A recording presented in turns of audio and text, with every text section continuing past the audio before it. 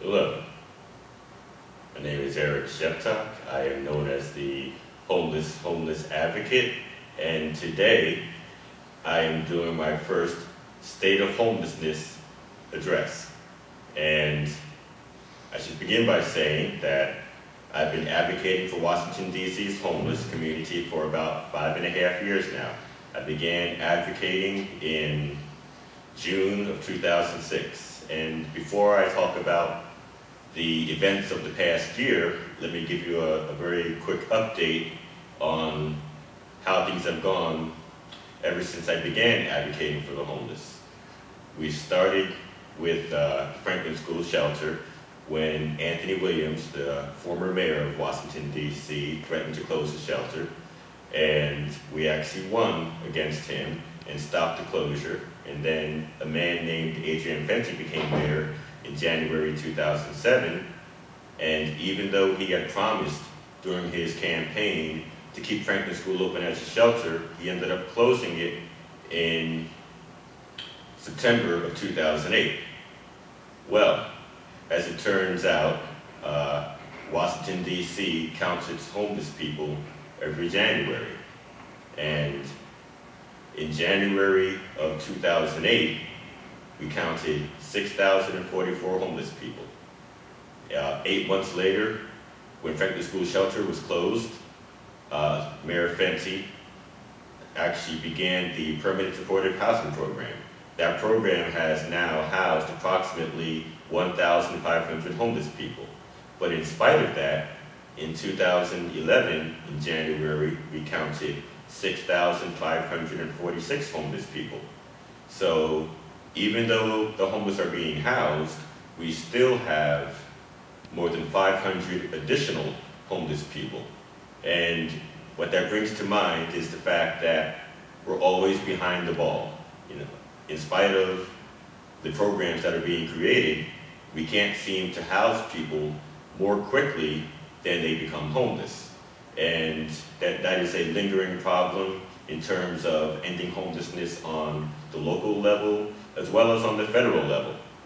And I've been telling many people about this issue and really admonishing them to figure out a new way of trying to end homelessness. How can we get in front of the ball? And the simple answer would be that we need to figure out how people are becoming homeless, and we need to capture them before they enter shelter. There's a certain analogy that I give people where I say, if your water supply line is leaking in your house, you don't mop the floor first, you stop the leak. You go turn off the water. If the water is still running and it's still flowing all over the floor, there's no point in mopping, right? And so you stop the flow into homelessness, and then you clean up what you already have. Now, many folk have made the point to me, and I agree, that it's not either or, it's both and. But as it turns out, on both the federal level and the local level here in Washington, D.C., we have people who are trying to get those who are homeless out of homelessness, but they're not stopping folks from flowing in. And so we have to do both. So now we have Vincent Gray as mayor. Now Vincent Gray actually has a history of working in human services. In the 90s, he was the director of DC government's Department of Human Services. And we thought that his history working in human services would factor into what he did for the homeless while mayor. But unfortunately, it hasn't. And so, according to DC law, on April 1st, 2011, Vincent Gray issued his budget proposal. And in that budget proposal, it said that there was a $20.5 million budget shortfall for homeless services. Now, that doesn't mean money was taken out. What that means is that in this year, it would cost more to do the same things that we did last year, and it also means that some federal money was taken away, and so that ended up with us having a $20.5 million budget shortfall as DC government had to fill the gap for what federal monies were no longer receiving. And so the government threatened to close all DC city-run shelters on April 1st of 2012, the advocates came out in force. There was a day that we had about 250 advocates in City Hall, in the John A. Wilson building, pressuring the council to find money to fill the gap for homeless services and to keep the shelters open beyond April 1st of 2012. And they found $17 million. They took it from the Housing Production Trust Fund and they put it into homeless services. Well, as it turns out, I was at a COHO meeting on April 14th before the money was found. And COHO stands for Coalition of Housing and Homeless Organizations. They meet on the second Thursday of every month. And while there, we were talking about the impending crisis and how that the shelters were threatening to be shut down on April 1st of 2012.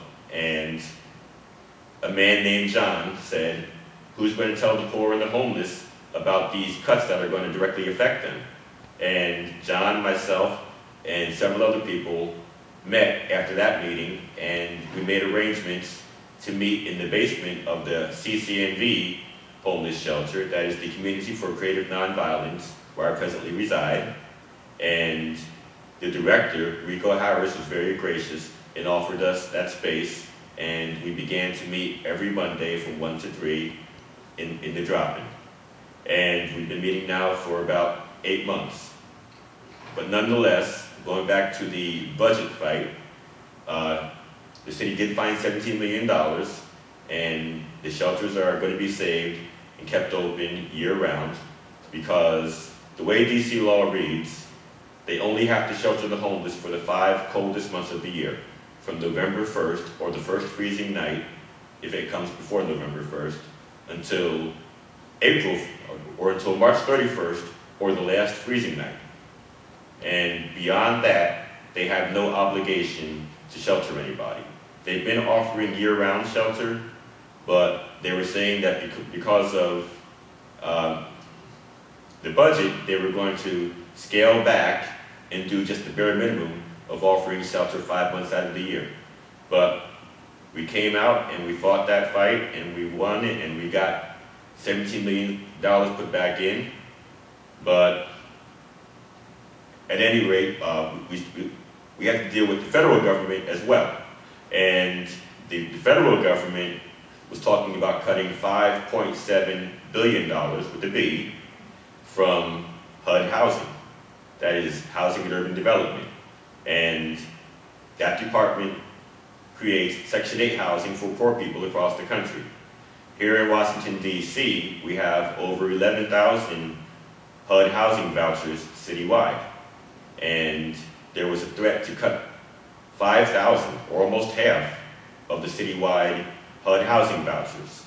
Well, as it turns out, Congress has scaled back the cuts, and now they're only talking about cutting $1.4 billion. And so, rather than losing 5,000 vouchers here in DC, we might only lose 1,250, which is still a loss, but it's not as big a loss as what they had threatened originally. And so we can take that as a gain and as a win. But as it turns out, what happens on Capitol Hill trickles down to DC government as well. And so if the HUD housing is cut at all, those people, if they can't find some other way to maintain their own housing, to pay their own rent, they'll become homeless, and that will add to the number of homeless people that DC has. And because the law requires that they shelter all people who need it during the 5 coldest months of the year, if these cuts occur during the winter, then the city will have to scramble to get these people housed or sheltered, and that will cut into the $17 million that we got put back into homeless services.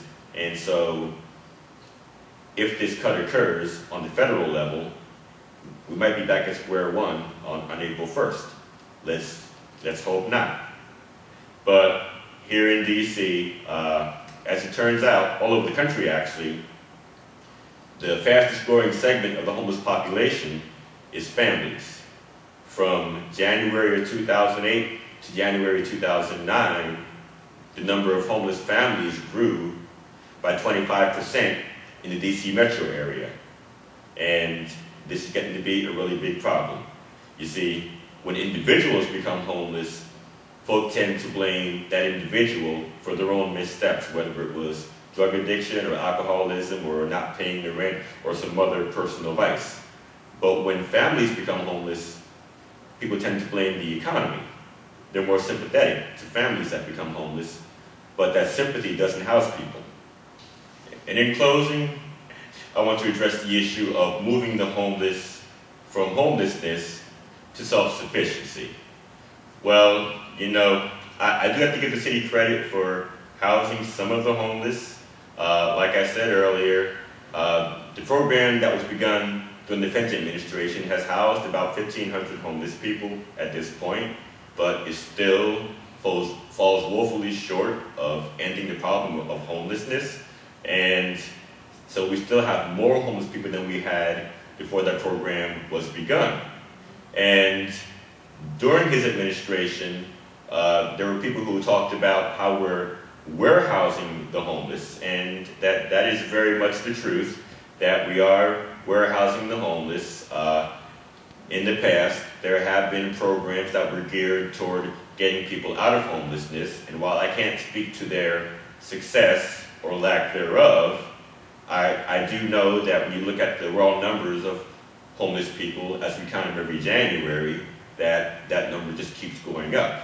And so during a budget crunch, during an economic downturn, when funding is cut, what they cut is the funding for programs that would move people out of homelessness, and they retain the funding for shelter. And so what we end up with is just bare bones shelter that does nothing but warehouse the homeless, and that has been a major problem when it comes to dealing with the homeless issue. Well, as it turns out, myself and others have done some peer-to-peer mentoring. I myself have actually gone out to the DC General Hospital, which is now being used as a shelter because the hospital was closed 10 years ago. And I've gone to the family shelter on the DC General grounds, and I've actually done some tutoring of the women there.